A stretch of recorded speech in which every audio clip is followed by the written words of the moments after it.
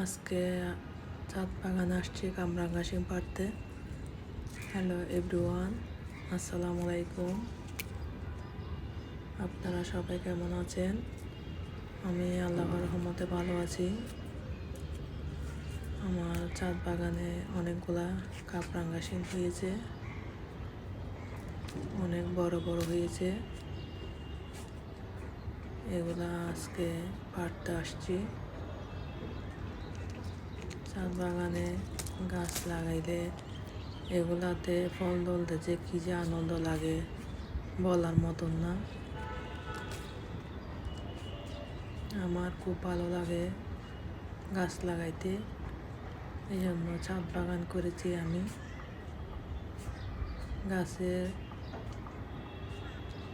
খাবার দিতে হয়, না হলে ভালোভাবে ফল আসে না। গাছে পুষ্টি হয় যে এরকম খাবার দিতে হয়। আজকে অনেকগুলা তরকারি পেরে আনলাম, সবজি। এগুলো আজকে রান্না করব, সবাই মিলে খাবো। শুটকি দিয়ে রান্না করব। এখানে দন্দুল শিম, কামরাঙ্গা শিম এগুলা পেরে আনছি। আজ এই পর্যন্তই।